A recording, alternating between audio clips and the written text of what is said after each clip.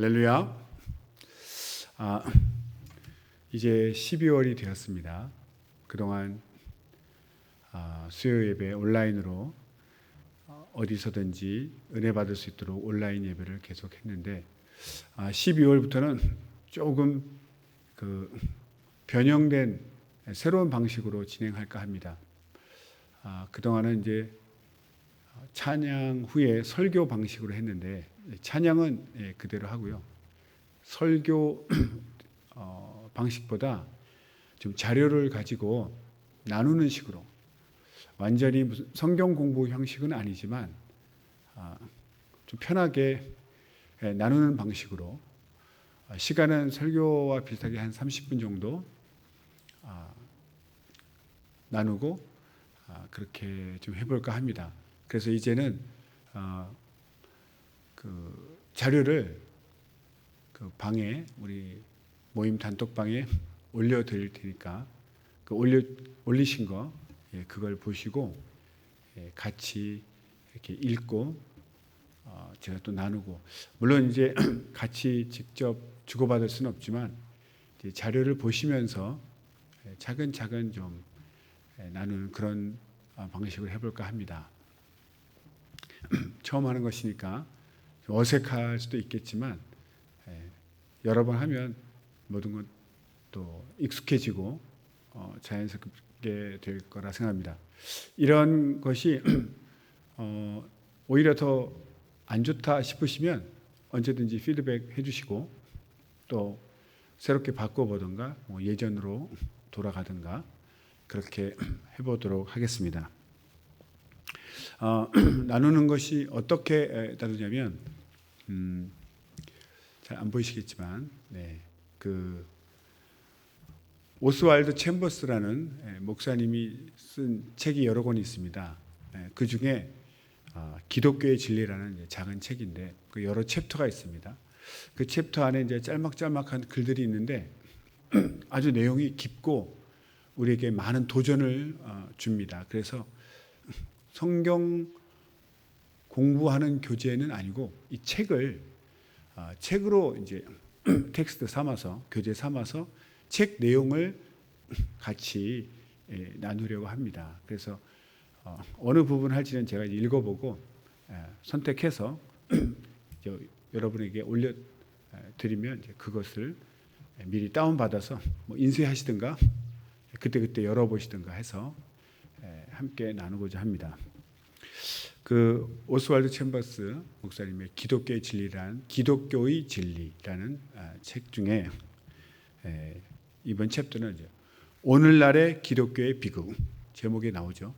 오늘날 기독교의 비극, 이런 제목입니다. 거기에 이제 내용이 한 6가지 단락으로 나눠져 있는데 이걸 이제 한 번에 다 할 수도 있고 시간이 모자르면 이어서 계속 하도록 하겠습니다. 그래서 이제 먼저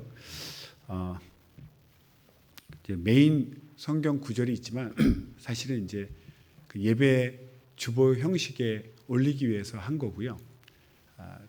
제가 올려드린 그 내용을 보면서 차근차근 하도록 하겠습니다. 첫 번째 문장 중에 이렇게 되어 있더라고요. 기독교의 비극은 대부분의 성도들이 구원을 값싸게 여긴다는 사실이다. 기독교의 비극은 대부분의 성도들이 구원을 값싸게 여긴다는 사실입니다. 이것이 기독교의 비극인데요. 왜 이런 일이 일어날까? 왜 예수님의 그 구원을 값싸게 여길까? 귀한 줄 모를까? 물론 이제 성령으로 체험이 되어지지 않아서 그렇다. 정답입니다. 성령으로 깨달을 때 가장 확실하게 느낄 수 있죠. 세상에서도 자기가 직접 해보지 않으면 그것이 얼마나 귀한지 잘 못 느낍니다. 이제 자주 쓰는 비유지만 남자 여자 차이 중에 이제 남자들이 요리를 잘 못하죠. 안 해봤으니까. 그래서 먹을 줄만 알지 만들 줄 모르다 보니까 무슨 문제가 있냐면 반찬 맛 투정을 합니다. 뭐 맛이 있네 없네, 입에 맞네 안 맞네, 이런 투정을 하죠. 그런데 만든 여자분들, 아내들은 굉장히 이제 속상하겠죠. 근데 같은 여자분들은 음식을 먹을 때, 어떤 집에 이제 초대돼서 음식을 먹을 때도 그냥 먹지 않습니다. 본인들도 음식을 만들 줄 알기 때문에 이 음식이 겉보기에는 간단해 보여도 아주 손이 많이 가는 여러 가지 그 과정을 겪어서 아주 어렵게 만든 음식인지, 이거면 뚝딱 쉽게 만든 음식인지 알거든요. 그러니까 먹기 전에 아니 왜 이렇게 손이 많이 가는 힘든 음식을 만들었냐고 아주 칭찬을 많이 합니다. 그리고 음식 맛이 조금 입에 안 맞고 간이 안 맞아도 함부로 말하지 않죠. 왜냐하면 같이 만드는 입장이니까요. 그 맞추기가 쉽지 않다는 걸 알기 때문에 웬만하면 맛있게 먹습니다. 그런데 남자들은, 요리 남자라고 얘기하니까 죄송하네요. 요리 안 해본 사람들은 그것이 어떻게 만들어진지, 어떻게 얼마나 힘든지 모르니까 고맙다는 말은 잘 안 하고 투정만 하는 거예요. 투정만. 그런데 이제 그 남편이 어느 날 자기가 혼자 요리해야만 하는 상황이 와서 해볼 때 그때서는 알겠죠. 이게 얼마나 어렵고 복잡한 과정인지. 그리고 아무리 해도 그 아내가 해준 그런 맛이 안 나올 때 이거 어떻게 한 건가. 전화로 물어보고 시키는 대로 해도 안 되죠. 그렇습니다. 그래서 주님께서 우리에게 주신 이 공로는 정말 자신의 모든 명예와 생명을 다 포기하고 바쳐서 주신 것인데, 우리가 그렇게 포기해 본 적이 없고 손해 본 적이 없다면 결코 깨달을 수가 없죠. 아니면 손에 못이라도 한번 찔러보면 그 아픔이 얼마나 큰지 알 것인데, 그런 자기는 한 번도 희생이나 손해나 어려움을 겪지 않았다면 결코 알 수 없는 것입니다.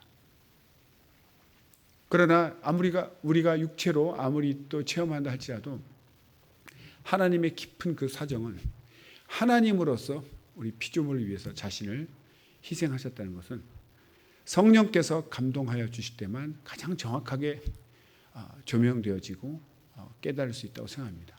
그 사랑의 깊이와 넓이를. 그런데 우리는 성령으로도 깨닫지 못하고 직접 체험도 해보지 못했기 때문에 그냥 그런가 보다. 그래서 우리가 하나님의 구원을 값싸게 여기고 있는 것이 아닌가. 감사할 줄 모른다는 거죠. 이 부분이 굉장히 우리가 심각하게 깨닫고 넘어가야 될 부분이라고 생각합니다.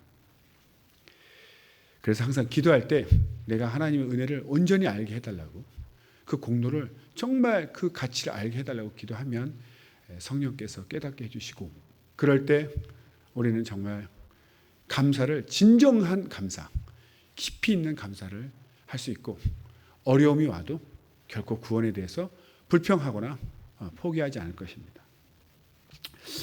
1번, 회색지대에 사는 성도.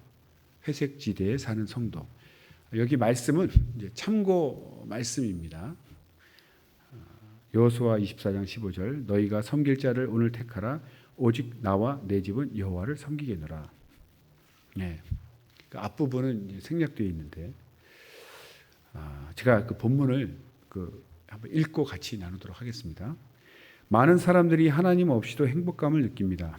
그러나 이러한 종류의 행복과 평강은 잠깐 있다가 사라지는 안개 같은 것입니다. 세상의 사고와 풍습을 따르다 보면 하나님의 뜻을 놓칠 수 있습니다. 당신 삶의 안정과 평화는 얼마나 문명 사회를 의존하고 있습니까?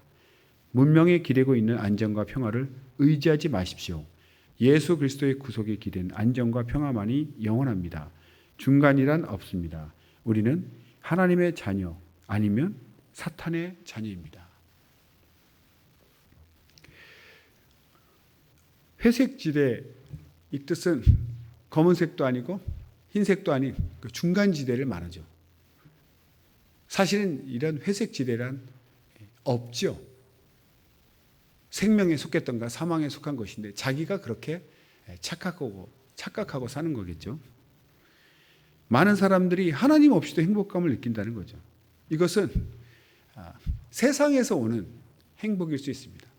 자기가 좋아하는 음식을 먹거나 자기가 육신이 원하는 그런 꿈을 이루었을 때, 원하는 것을 갖게 되었을 때 행복할 수 있습니다.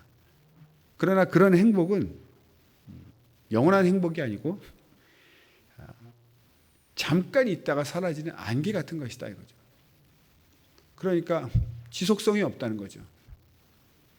그리고 그것의 특징은 자기가 가졌을 때 그 순간은 정말 기쁜데 이것이 오래 가지 않습니다. 우리가 새 집, 새 자동차, 또 어떤 합격, 결혼, 출산, 여러 가지 그 복된 순간을 맞이하면 그렇게 기쁠 수가 없는데 그것이 그 순간에는 기쁜데 그 이후로 그 기쁨이 그렇게 계속 지속되지 않고 또 이것이 없어질 수도 있습니다. 사라질 수도 있어요. 그러면 받을 때는 기뻤지만 그것이 분실되거나 없어지고 나면 그 상실감은 정말 큽니다. 아예 처음부터 없었으면 몰랐을 텐데 있다가 없으면 그 허전함과 그 실망은 굉장하죠. 그러니까 사라지는 안개 같다는 것이죠. 돈이라는 것이 있으면 있을수록 좋죠. 기쁘고 막 뿌듯하고 뭔가 할 수 있는 자신감도 생기고 밥 안 먹어도 배부르다 하지 않습니까? 그런데 항상 또 많아지면 어떤 생각이 듭니까? 이거 없어지면 어떡하지? 아예 없을 때는 그런 고민을 안 했는데 돈이 늘어나면 이 관리에 대한 없어지면 안 되는데 더 불려야 될 것 같은 또 다른 고민들이 생기는 거죠. 결코 영원하지 않습니다. 그리고 세상의 사고와 풍습을 따르다 보면 하나님의 뜻을 놓칠 수 있다. 하나님의 뜻과 세상의 뜻이 일치할 때도 있지만 다른 것이 많거든요. 성경 읽다 보면 부모에게 효도하라, 서로 사랑하라 이런 말씀은 세상에서도 일치합니다. 그런데 세상에서는 하나님보다 부모님의 은혜가 최고이기 때문에 부모를 공경하지만 하나님의 말씀과 부모님의 그 훈계가 다를 때 어떻게 하겠냐 이거. 부모님의 말씀이 최고의 말씀입니까? 교회 나가지 마라 이렇게 예수 믿지 말라 이렇게 얘기하실 때 그걸 우리가 따라야 되겠습니까? 부모님 공경하니까 따라야 되겠지만 내가 먼저 예수 믿고 구원을 받아야 또 부모님도 전도하고 구원을 시킬 수 있는데 따를 수가 없죠. 이렇게 갈등이 올 때 우리는 하나님을 택해야 되는 거죠. 제가 직장 생활할 때 꼭 회식을 하면 1차, 2차, 3차 이런 것이 있더라고요. 뭔가 했더니 1차는 식사, 2차는 술, 안주 먹고 술 이렇게 마시고 3차는 더 타락한 것 이렇게 가는 거예요. 그런데 가만히 들으니까 내가 그리스도인으로서 하나님의 뜻을 따라야 되는데 이게 한계가 있지 않습니까? 한계. 식사하는 거야. 모든 육체에게 허락된 복이니까 같이 맛있게 먹을 수 있죠. 그런데 술자리에 가면은 이제 갈등이 되죠. 가긴 갑니다. 그런데 술은 먹지 않죠. 사이다 시켜놓고 콜라 시켜놓고 안주까지는 같이 먹지만 술을 먹지 않습니다. 막 그때 이제 막 핍박하고 그래도 얘기하죠. 제가 하나님 앞에 경건해야 되기 때문에 이 술 취한 것은 하나님이 기뻐하지 않습니다. 성경에도 술 취하지 말라고 되어 있어서 죄송합니다. 그분들한테는 죄송하죠. 분위기 못 맞춰준 거에 대해서는 죄송하지만 하나님을 따라야 되기 때문에 거기서 갈라지더라고요. 3차는 말로 여기서 올릴 수 없는 그런 나쁜 데입니다. 아주 더럽고 나쁜데 도저히 제가 갈 수가 없어요. 그래서 저는 2차까지만 하고 저는 가겠습니다. 안녕히들 가세요. 빠이빠이 했어요. 만약 3차까지 가려면 이 사명감을 가지고 가야 됩니다. 그들을 가서 구출해 내려는, 여긴 더러운 곳, 잘못된 곳입니다 라고 가서 구해낼 사명이 있을 때는 갈 수 있죠. 일반적으로는 가고 싶지 않습니다. 나중에는 사명감 가지고 가서 구출해 내려고 갔던 적이 있죠. 그렇습니다. 그래서 세상 사람들이, 하나님 모르는 사람들이 그런 세상 풍습이 있어요. 그러나 그것을 기독교인으로서 하나님 법을 따르다 보면 따를 수 없는 데가 있죠. 우리나라의 주도는 상하관계, 군신관계처럼 이렇게 술을 통해서 한 잔 주고 한 잔 받으면서 서로 이렇게 친목도 다지고 또 서로 예의도 갖추고 어떤 아주 사회생활할 때는 아주 중요한 것이에요. 그런데 그것을 따르지 않으면 이 사회관계, 사회생활이 어려워집니다. 핍박도 오고, 영업할 때 특히나 그 술 사달라 할 때 술 안 사주면 얼마나 이 영업이 안 되겠습니까? 그런데도 믿음으로 두려워하지 않고 담대하게 술 대신 더 좋은 거, 더 맛있는 거 이렇게 달래가지고 영업해서 실적 올려가지고 기독교인이 술도 안 마시고 술 사준 사람보다 더 실적을 쌓아서 상 받는 경우, 그런 경우 제 친구 아는 사람도 있었습니다. 하나님께 기도하고 방법을 뚫을 수 있죠. 결코 우리는 거기에 이렇게 질 필요는 없다고 생각합니다. 그리고 당신 삶의 안정과 평화가 얼마나 문명사회를 의존하고 있습니까? 그러니까 우리 돈과 기계 이런 것으로 우리 안전하죠. 안전을 구하려고 하죠. 우리가 그 좋은 차, 큰 차 사려는 이유가 무엇입니까? 단순히 내 부를 또 내 명예를 자랑하기 위해서 나 성공했다는 뜻으로 좋은 차, 큰 차 살 수도 있지만 그렇지 않더라도 튼튼한 차, 큰 차 우리가 이렇게 사고 났을 때도 부서지지 않도록 기왕이면 탱크 같은 차면 얼마나 좋겠습니까? 부딪혀도 굴러도 죽지 않는, 다치지 않는 그런 차 있으면 좋겠죠. 그래서 우리가 항상 자신의 안전, 돈도 모으고 또 좋은 차, 튼튼한 차 그렇게 장치를 할 수도 있습니다. 그러나 궁극적으로는 그것이 정말 나를 어느 정도는 지켜줄 수 있고 나에게 평안을 주지만 그것이 영원한 것은 아니다. 궁극적인 것은 아니다. 하나님을 의지해야 된다는 거죠. 하나님을 의지해야 되는 거죠. 하나님이 지키시면 그 어떤 사람도 그 어떤 경우도 감당할 수 있습니다. 예전에 그런 기억이 납니다. 조금 다르긴 하지만 제가 학생 때 버스를 타고 가는데 어떤 학교 앞을 지나가는데 이제 CBA라고 이제 대학생 활동하던 아는 자매님이 창밖으로 막 걸어가는 거예요. 빠른 속도로. 저는 버스 안에서 보고 있는데 우연히 눈에 띄인 거죠. 그런데 막 이제 빠른 속도 왜 저렇게 급하게 가나 했더니 어떤 남자가 막 쫓아가는 거예요. 뒤를 보면서 이제 이 여학생이 불안감을 느끼고 막 이제 도망가듯이 막 이렇게 가는데 이 버스가 달리니까 제가 이제 도와줄 수가 없지 않습니까? 뛰어내릴 수도 없고. 그래서 순간 기도해야 되겠다 싶어서 하나님 저 자매를 지켜주세요. 저 자매님을 지켜주세요. 이렇게 또 딱 보니까 아는 자매였어요. 얼굴을. 기도를 했습니다.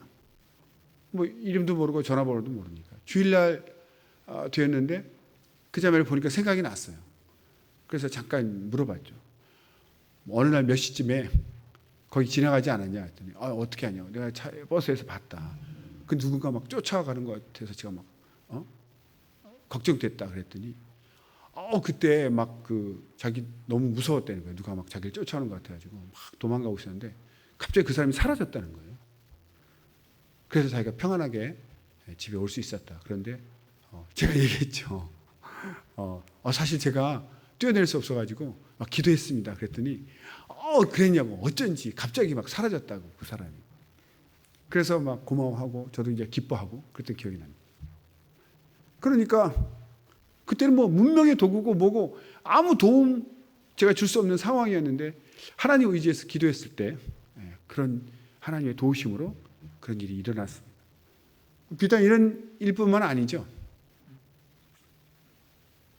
평소에 어떤 일이 일어날지 모르기 때문에 항상 기도하고 다녀야 되지 않습니까? 하나님 의지하고.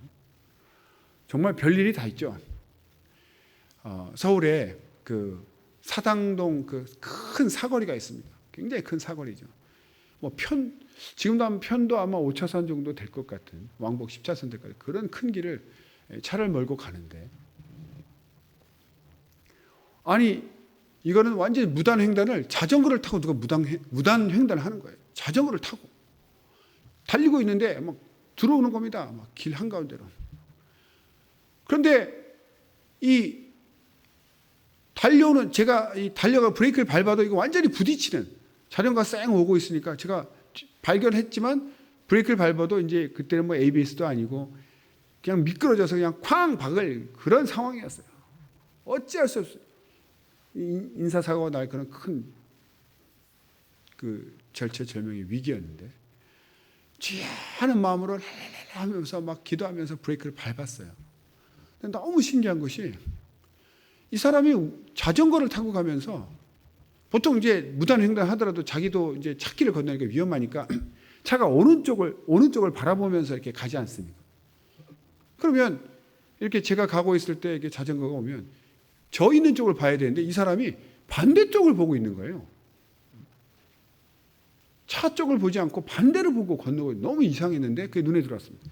그리고 브레이크를 밟았는데 이것이 쾅 이렇게 부딪히는 것이 아니라 앞에 무슨 큰 미는 힘이 있듯이 갑자기 차가 끼 이렇게 서버리는 거죠. 이렇게 찡 미끌려야 되는데, 실제로는 쭉 미끌려 가야 되는데 갑자기 쭉 이렇게 갑자기 필름이 멈추듯이 갑자기 가다가 쭉 이렇게 멈춰버리는 거죠. 탁 이렇게 쭉 이렇게.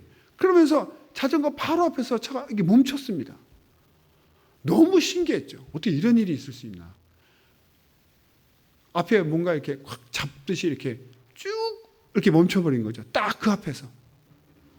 너무 놀래가지고 사고 안 난 것이 이제 다행이다 싶었고, 또 순간 이제 화가 나지 않습니까? 이런 그 사고 날 것처럼 이렇게 무단횡단 했기 때문에 막 속에서 화가 나서 한마디 해주고 싶었습니다. 막 아니 정신을 어디다 두고 다니시는 겁니까? 이렇게 한마디 하고 싶었는데 갑자기 이렇게 풍선 같은 것이 막 혈기가 치밀어 오르는데, 풍선이 바람이 쑥 이렇게, 풍선의 입구가 열려서 바람이 쑥 빠지듯이 혈기가 쑥 이렇게 빠지면서 갑자기 힘이 쭉 빠지면서, 제가 하려고 했던 말이 아닌 아니 아저씨 그렇게 위험하게 건너시면 안 되죠. 이렇게 아주 점잖고 상냥하게 제가 말하는 거예요. 아니 어떻게 이럴 수가 있지. 분명히 아니 이렇게 화가 났을 때 갑자기 쑥 힘이 빠지면서, 아니 아저씨 이렇게 위험하게 하시면 안 되죠. 이렇게 좋은 말로 얘기를 하는 거예요, 제 자신. 더더욱 놀란 것은 그분이 정신을 차리듯이 아니 내가 왜 여기 있지 이러는 거예요. 너무 놀랐어요. 이분이 갑자기 아니 왜 내가 여기 있지 이러시는 거예요. 그러니까 이거 완전히 귀신한테 홀려가지고 사고를 내려고 그냥 정신 없는 상태에서 그냥 온 겁니다. 자기가 거기 왜 와 있는지 모르는 거예요. 와, 소름도 막 끼치고 막, 이 무슨 시츄에이션인지. 그래가지고 아저씨 조심해서 가세요. 그러고 저는 이제 갔죠. 가면서 생각이, 이거 정말 하나님 역사다. 꽝 하고 부딪혀야 되는데 부딪히지도 않은 것도 신기하고, 갑자기 멈춘 것도 신기하고, 그 사람이 이제 귀신이 사고 일으키려고 이제 정신을 이렇게 혼미케 해서 이렇게 온 것 같아요. 그런데 제가 화를 낼 상황에서 화도 안 나고 그냥 아무 일 없다는 듯이 그냥 가고 있는 거예요. 가고 있는 제 모습이 너무 신기하고, 하나님이 역사하셨다. 뭐 그때 뭐 제가 에어백도 없는 그런 차였는데, 에어백 있어도 저는 살다도 그 사람은 죽거나 크게 중상당하지 않겠습니까? 차에 부딪히는데. 그러니까 자기가 아무리 신경을 써도 와서 부딪히는, 또 하나의 간증이 있지만 와서 부딪히는 건 피할 수가 없습니다. 그래서 가장 확실하고 안전한 보험은 예수 믿는 것이다, 이런 말이 있죠. 그러니까 우리가 안전하기 위해서 보험도 가입하고 각종 좋은 안전장치도 하지만 가장 확실한 것은 기도하고 주님께 맡기는 거죠. 그랬을 때 정말 죽을 뻔한 상황에서 건져주시기도 하고 최하 중상일 때도 경미한 찰과상 정도로 끝날 수도 있고, 그래서 정말 주님을 의지하는 것이 가장 확실한 안정과 평화입니다. 중간이란 없습니다. 우리는 하나님의 자녀 아니면 사탄의 자녀입니다. 이 말씀도 제가 굉장히 지지하는 것입니다. 양다리라는 것이 존재할 수 없어요. 그건 아닌 겁니다. 하나님께 완전히 의지해야지 하나님도 믿고 우상도 섬기고, 이것은 하나님 믿는 것이 아닙니다. 이스라엘 백성들이 문제가 뭐였습니까? 여호와의 성전을 모시고 하면서도 그 나머지 우상의 산당들을 폐하지 않는 거예요. 우상 신전을 폐하지 않는 거예요. 둘 다. 그러나 주님은 말씀하시죠. 어찌 하나님과 벨리알을 함께 섬길 수 있겠는가? 하나님은 그것을 인정하지 않으시는 거죠. 쉽게 얘기해서 결혼한 사람이 내연녀, 내연남 인정됩니까? 안 되는 거죠. 사랑은 독점적인 것입니다. 자녀 사랑은 아가페지만 우리가 배우자나 하나님을 섬기는 것은 독점적인 사랑이에요. 그래서 하나님 한 분만 사랑해야 됩니다. 그러니까 우리가 하나님을 사랑하고 하나님으로 말미암아 거듭나면 하나님의 자녀가 되었으면 하나님만 사랑하고 섬겨야지, 세상도 섬기고 세상 좋은 것도 가고 이건 아닌 거죠. 내가 확실히 거듭났으면 하나님의 자녀인 것이지, 거듭나지 않았다면 사탄의 자녀로 계속 사는 것입니다. 이 두 가지를 병행할 수 없다는 거죠. 그래서 회색 지대에 살아서는 안 됩니다. 회색 지대란 없습니다. 본인은 중간에서 서로 육신적인 것, 영적인 것 이렇게 취하겠다 하지만 하나님 인정하지 않습니다. 완전히 생명의 나라로 하나님의 나라로 들어가야 되는 거죠. 우리가 정말 확실하게 하나님 안에서 하나님이 주시는 것으로만 살고 또 하나님 의지하고 살 때 세상의 그 어떤 것들로도 체험받지 못한 것을 채울 수 있습니다. 진정한 평안과 또 행복은 하나님 안에만 있다. 하나님께만 있다. 이것을 명심하시기를 바랍니다.